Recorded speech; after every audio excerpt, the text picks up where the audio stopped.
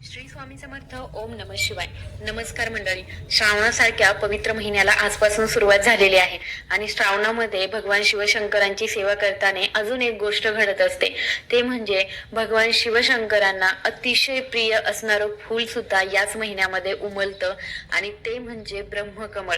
आपल्या प्रत्येकाच्याच घरामध्ये ज्यांच्या ज्यांच्या घरामध्ये ब्रह्मकमळ असेल तर त्यांच्या घरामध्ये साधारणतः हे ब्रह्मकमळ जे आहे ते या महिन्यामध्ये श्रावण महिन्यामध्ये शक्यतो उमलत असतं.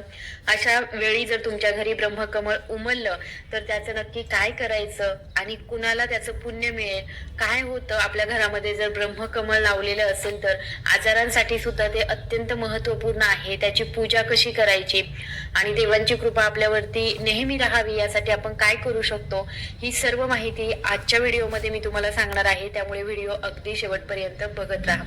आपल्या हिंदू धर्मामध्ये कमळाच्या फुलाला खास महत्व आहे. सर्व देवी देवतांना कमळाचं फुल अर्पण करणं शुभ मानलं जातं. कमळाच्या फुलांचे अनेक प्रकार आहेत. त्यापैकीच एक चमत्कारिक म्हणजे ब्रह्मकमळ.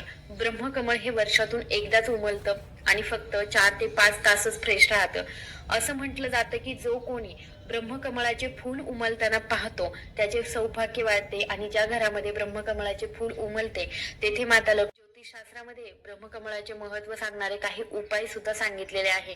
या उपायांचं पालन जर केलं तर कधीच पैशांची कमतरता भासत नाही आणि आर्थिक परिस्थिती सुद्धा चांगली राहते. माता लक्ष्मीची कृपा सुद्धा कायम राहते. देवांची कृपा राहण्यासाठी आपण काय उपाय करायचे आहे हे सुद्धा मी तुम्हाला सांगणार आहे. तर या फुलाची महती अशी आहे की देवांची कृपा आपल्यावरती कायम राहते.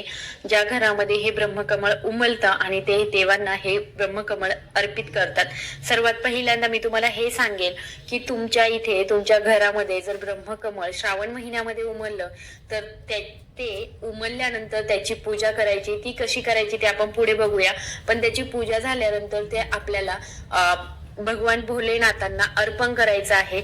जे 4-5 तासांमध्ये ते चांगलं फ्रेश असतं त्याच कालावधीमध्ये आपण भगवान शिवशंकरांना हे अर्पण करायचं आहे किंवा आपल्या देवघरातील देवतांना सुद्धा आपण हे फूल जे आहे ते अर्पण करू शकतो. ब्रह्मकमळाला ब्रह्मदेवाचं रूप म्हटलं जातं. जेव्हा हे फूल उमलतं तेव्हा यावर भगवान विष्णूंची प्रतिमा सुद्धा दिसते. असं म्हटलं जातं की भगवान शिवाने ब्रह्मकमळाचं पाणी शिंपडून गणेशाला पुन्हा जिवंत केलं आणि म्हणूनच हे फूल देखील पुन्हा जीवन देणारं फूल मानलं जातं. हे फूल ज्योतिषशास्त्रानुसार महादेवाला अत्यंत प्रिय आहे. महादेवाला जर तुम्ही ब्रह्मकमळ अर्पण केलं तर तुमच्या सर्व मनोकामना नक्की पूर्ण होतात आणि हे सहजासहजी आपल्याला कुठेच मिळत नाही. ज्याच्या घरामध्ये हे ब्रह्मकमळ असतं आणि ज्याच्या घरामध्ये हे उमलतं तीच व्यक्ती हे ब्रह्मकमळ भगवान शिवाला अर्पण करू शकते. बाजारामध्ये आपल्याला जशी बाकीची फुलं मिळतात तसं सहजरित्या ब्रह्मकमळ मिळू शकत नाही आणि ते आपण भगवान शिवाला अर्पण करू शकत नाही. पण जेव्हा तुमच्या स्वतःच्याच घरामध्ये हे ब्रह्मकमळ उमलेल तेव्हा तुम्ही नक्कीच हे ब्रह्मकमळ शिवाला अर्पण करू शकता आणि हे अर्पण करताना आपल्या मनातील इच्छा बोलली तर आपल्या कठीणात कठीण मनोकामना सुद्धा पूर्ण होतात. हे सर्वात प्रथम तर पांढरं शुभ्र फूल आहे. ज्या लोकांनी हे फूल उमलताना पाहिलं तर त्यांचं सुद्धा नशीब बदलतं असं म्हटलं जातं. घरामध्ये या फुलामुळे सुख समृद्धी येते. घरामध्ये ब्रह्मकमळ लावणं सुद्धा अत्यंत शुभ मानलं जातं. ज्या घरामध्ये हे फूल उमलतं तिथे सुख समृद्धी लाभते. या फुलामध्ये माता लक्ष्मी वास करत असल्यामुळे कुटुंबातील सर्व सदस्यांना आर्थिक समस्या जाणवत नाही.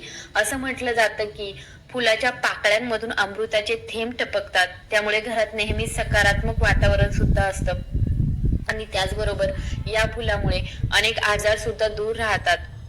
ब्रह्मकमळामध्ये अनेक औषधीयुक्त गुणधर्म आढळतात. कर्करोग, सर्दी, खोकला आणि थकवा कमी करण्यासाठी हे फूल अत्यंत फायदेशीर ठरतं.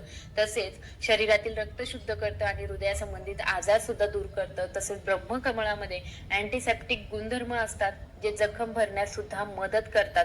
तर इतकं हे प्रभावी असं ब्रह्मकमळ आहे आणि ज्याला हे फूल उमलताना दिसतं त्याचं नशीब नक्कीच खुलतं असं म्हटलं जातं.